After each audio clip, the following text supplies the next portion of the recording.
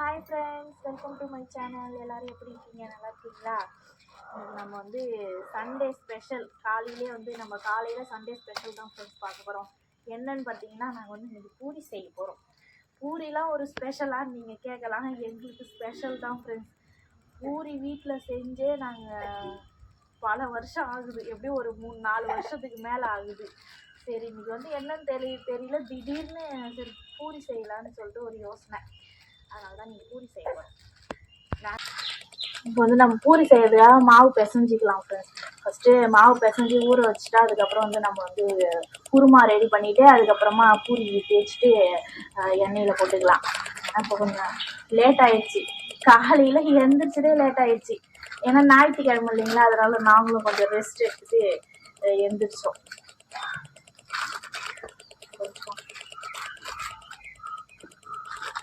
அது வந்து பூரி எண்ணெயில் போட்டு எடுக்கிறோமா, அதனால அந்த எண்ணெயில் போட்டு எடுக்கிறது அந்த எண்ணெயோட ஸ்மெல்லே ஒரு மாதிரி கேராக இருக்கிற மாதிரி மயக்கமாக வர மாதிரி இருக்கிறதுனாலே நாங்கள் பூரியை செய்யறது கிடையாது. சப்பாத்தினா அடிக்கடி செய்வோம், நான் பூரி செய்யறது கிடையாது. என்னன்னு தெரியல, எனக்கே திடீர்னு ஒரு ஆசை வந்தது பூரி செய்யலாம்னு. கொஞ்சமாக செஞ்சுக்கலாம். போதில்ல மாவு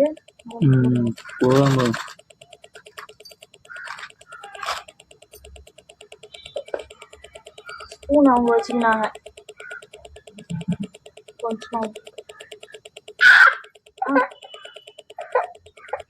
தண்ணி நம்ம மாவு பேசியோம். அதுக்காண்டி இவர் வந்துட்டாரு.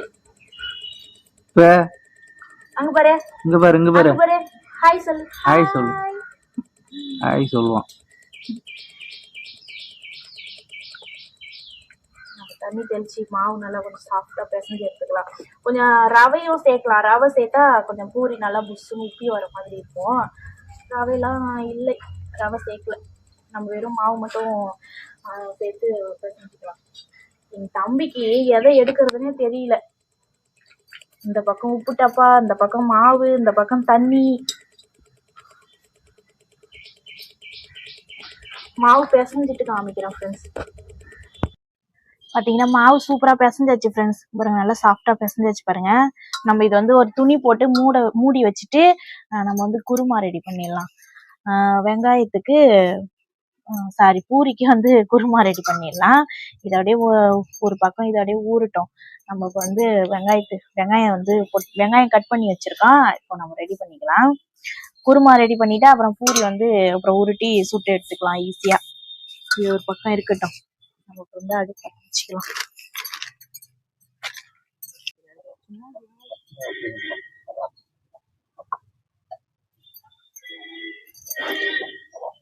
அடுப்பு நல்லா போய்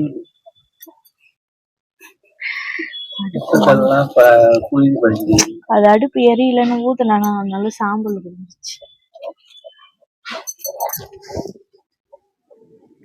அடுப்பு அப்புறம் எரிஞ்சு அமையுது. அப்புறம் என்ன பண்றது, எரிய ஆரம்பிச்சிச்சுன்னா நல்லா எரியும் அடுப்பு.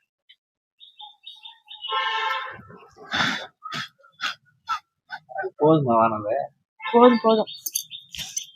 இதுக்கு மேல நிறைய சாப்பிட போது நம்மளுக்கு தானே சமைக்கிறோம், ஊருக்கா சமைக்க போறோம்.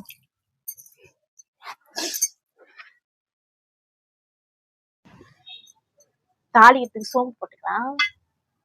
சிம்பிளா பண்ணிக்கலாம். வெறும் வெங்காயம் மட்டும் போட்டு காயெல்லாம் போட்டு பண்ணாம நம்ம வெங்காயம் சேர்த்துக்கலாம். நிறைய வந்துச்சு, இவ்வளவு வெங்காயம் இருக்கு.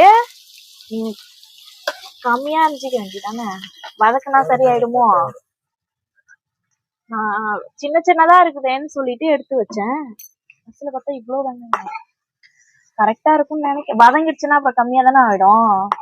நம்ம வெறும் வெங்காயம் மட்டும் தானே போட்டு செய்யறோம், அதனால வதங்கிடுச்சுன்னா கம்மியா தான்.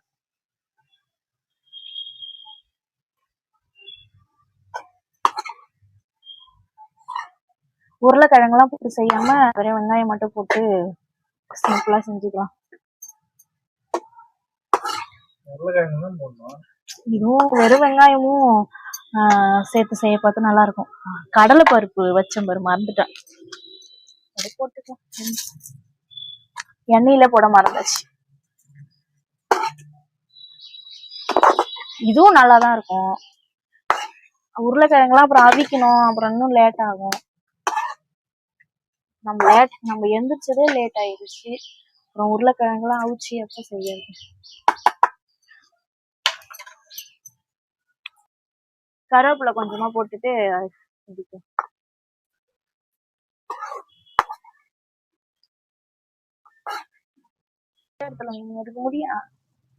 வாசனைக்கு கொஞ்சம் இஞ்சி பூண்டு இடிச்சு வச்சிருக்கேன், அது சேர்த்துக்கலாம். சேர்த்துட்டு கொஞ்சம் வதக்கிக்கலாம். இப்ப இது கூட தக்காளியுமே சேர்த்துக்கலாம். தக்காளி எல்லாமே சேர்த்து வதங்க பார்த்து கரெக்டா இருக்கும். ஏன்னா வெங்காயம் நம்ம ரொம்ப வதங்க வைக்கிறது இல்லைல்ல, அதனால முன்னாடியே சேர்த்துக்கலாம். தக்காளி சின்னதா கட் பண்ணணும், இவ்வளோ பெருசாவா? எப்போ வதங்குறது?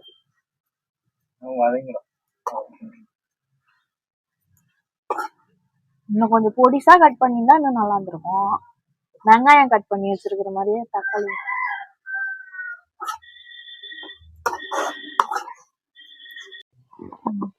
அடுப்பு நல்லா எரிய ஆரம்பிச்சிருச்சுல. ஃபர்ஸ்ட் பிடிக்கிறது அடுப்பு கொஞ்சம் நெருப்பு பிடிக்கதான் கொஞ்சம் நேரம். அப்ப பிடிச்சிருச்சுன்னா நல்லா சீக்கிரமா வேலை ஆயிடும். கொஞ்சமா மஞ்சள் பொடி சேர்த்துக்கலாம்.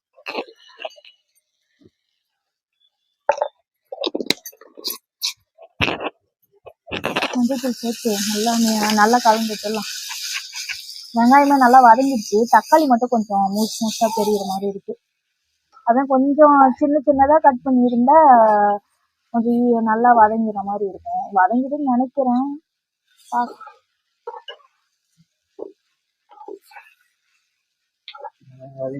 நல்லா வதங்கிடுச்சு. வெங்காயமே இந்த அளவுக்கு வதங்கினது போதும். ஏன்னா பூரி மசாலாவுக்கு ரொம்ப வதக்க கூடாது. நம்ம கொஞ்சம் உருளைக்கிழங்கெல்லாம் போடல இல்லையா, வெறும் வெங்காயம் மட்டும் தானே போடுறோம். அதனால ரொம்ப வதக்க கண்ணாடி பாத அளவுக்கு வதங்கினாலே போதும். நம்ம இது கூட இப்போ உப்பு சேர்த்துட்டு தண்ணி சேர்த்துக்கலாம்.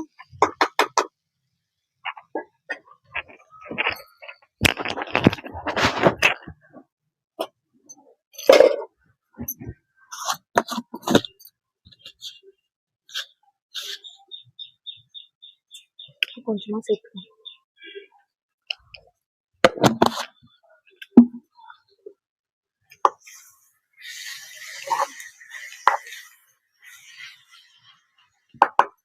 இதுல தண்ணி ஊற்றிக்கலாம்.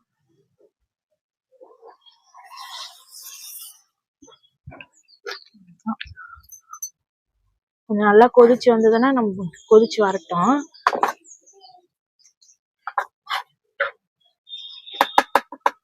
இன்னும் கொஞ்சம் கூட தண்ணி சேர்த்துக்கலாம்னு நினைக்கிறேன். ஏன்னா நம்ம கொஞ்சம் கடலை மாவு கரைச்சி ஊத்துவோம்ல, அதனால தண்ணி இன்னும் கொஞ்சம் சேர்த்தா கரெக்டா இருக்கும்ல.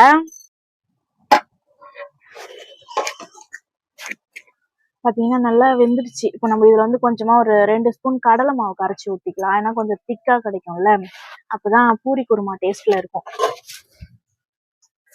இந்த 2 ஸ்பூன் கடலை மாவு எடுத்திருக்கேன். 2 ஸ்பூன் கடலை மாவு, இந்த ஸ்பூனால 2 ஸ்பூன் கடலை மாவு எடுத்திருக்கேன். நம்ம இதுல கரைச்சி இப்போ அதுல சேர்த்துக்கலாம். கடலை மாவு கரைச்சி சேர்க்க பார்த்து இன்னும் டேஸ்டா இருக்கும். அப்புறம் அது இதுக்கு பதிலா நம்ம பொட்டுக்கடலை மாவும் கரைச்சி சேர்த்துக்கலாம்.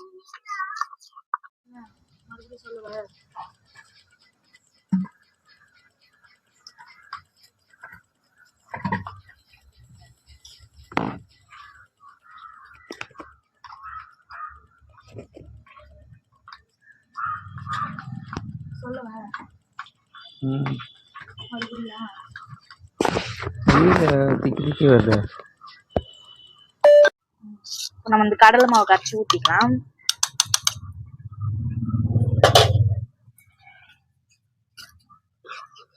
இது கடலை மாவுக்கு பதிலா பொட்டுக்கடலை மாவும் நீங்க சேர்க்கலாம் ஃப்ரெண்ட்ஸ். அதுவும் நல்லா டேஸ்டா இருக்கும்.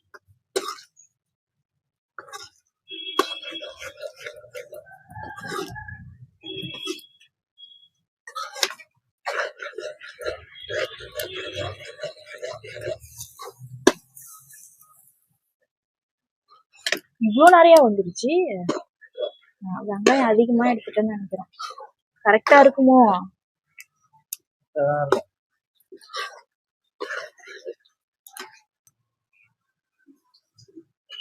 மாவுமே நல்லா ஊறிடுச்சுல, சூப்பரா ஊறிடுச்சு. மாவுமே நல்லா ஊறிடுச்சு பாருங்க, சூப்பரா.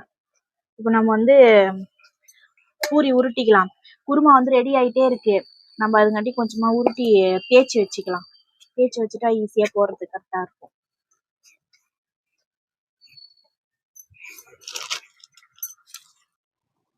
ஃபர்ஸ்ட் உருண்டை பிடிச்சி வச்சுக்கலாம். உருண்டை பிடிச்சி வச்சுட்டா தேய்க்கிறதுக்கு ஈஸியா இருக்கும். இந்த உருண்டை பிடிக்கிறது தான் சவாலா இருக்கும் இந்த பூரிக்கு.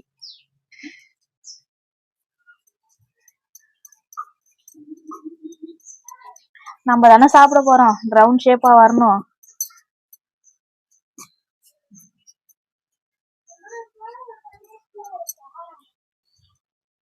போன்ல கனெக்ட் பண்ணி தான் இருக்கு.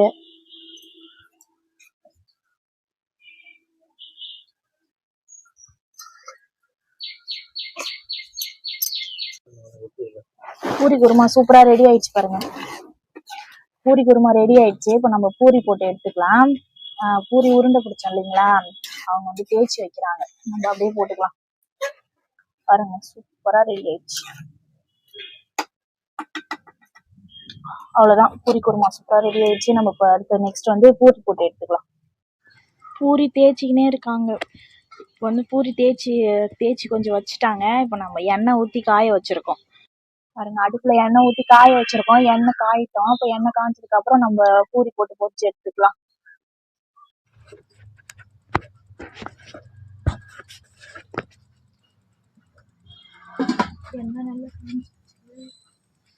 எண்ணெய் நல்லா காஞ்சிருச்சு. இப்போ நம்ம வந்து பூரி போட்டுக்கலாம் பொரிக்க. சத்தமே காணும். தண்ணி ஊத்தினா வரும் சத்தம்.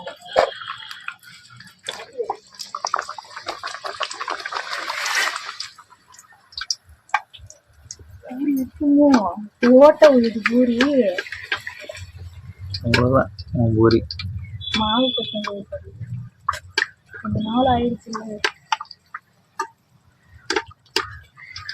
அந்த ஓட்டை விழுறதுனால பூரி உப்ப மாட்டேங்குதுன்னு நினைக்கிறேன். சரி பார்த்துக்கலாம்.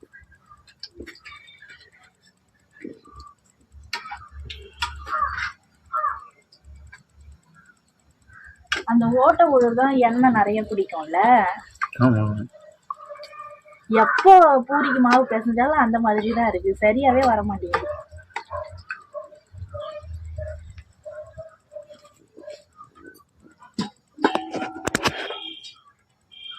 வரும்னு நினைக்கிறேன்.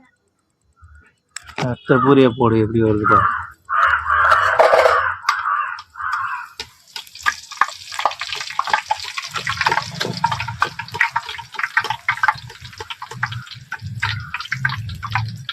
இது ஓரளவுக்கு பொங்கி வந்துருக்கு.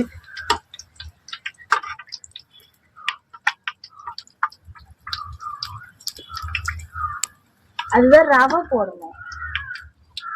ரவை போட்டா நல்லா பூரி அந்த உடையாம வரணும். அது உடையாம வரணும். அதனால இந்த எண்ணெய் வர பூஜிந்தா அப்புறம் அதை சாப்பிடும்போது ஒரே எண்ணெய் அதிகமாக ஒரு மாதிரி மயக்கமா இருக்கிற மாதிரியே இருக்கு. அதனால பூரியே செய்யறதில்ல வீட்டுல. பூரி நல்லாவே வரல. பூரி நல்லா தான் வந்திருக்கு, உப்புல எண்ணெய் குடிக்குதுல்ல, எண்ணெய் குடிக்குது. நீங்க எப்படிலாம் மாவு பேசுவீங்கன்னு சொல்லுங்க ஃப்ரெண்ட்ஸ். நான் எப்படிதான் எதை பார்த்து மாவு பேசஞ்சாலும் அது அந்த மாதிரி தான் வந்து போகுது. ஒருவேளை தண்ணி அதிகமாயிடுச்சோ மாவு பேசி பார்த்து.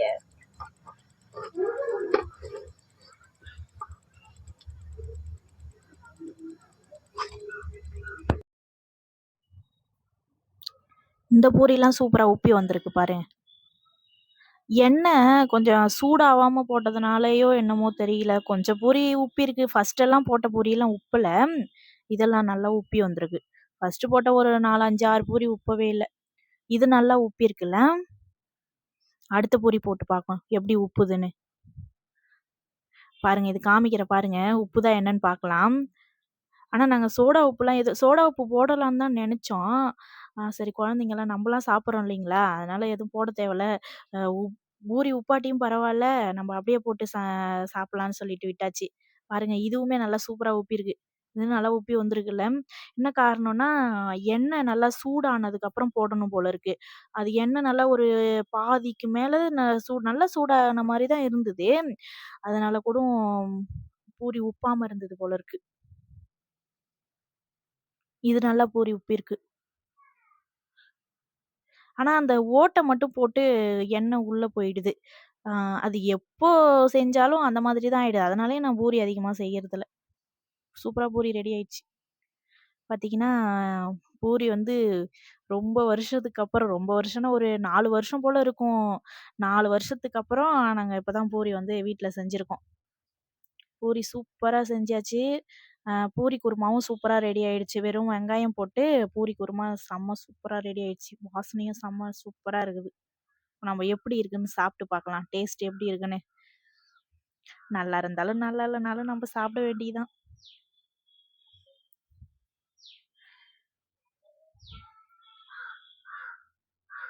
குருமாவும் குருமா நல்லா வந்திருக்கு. நல்லா வாசனையும் நல்லா சூப்பரா இருக்கு. இப்போ சாப்பிட்டு பார்க்கலாம்.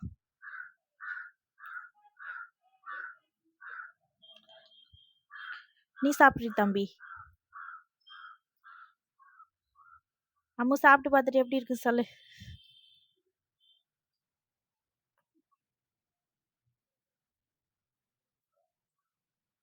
ம். நல்லா இருக்கு. டேஸ்ட் நல்லா இருக்கு. சூப்பரா இருக்கு டேஸ்ட். அந்த ஹோட்டல்ல செய்யற மாதிரியே இருக்கு. அந்த பூரி குருமா செம்ம சூப்பர்.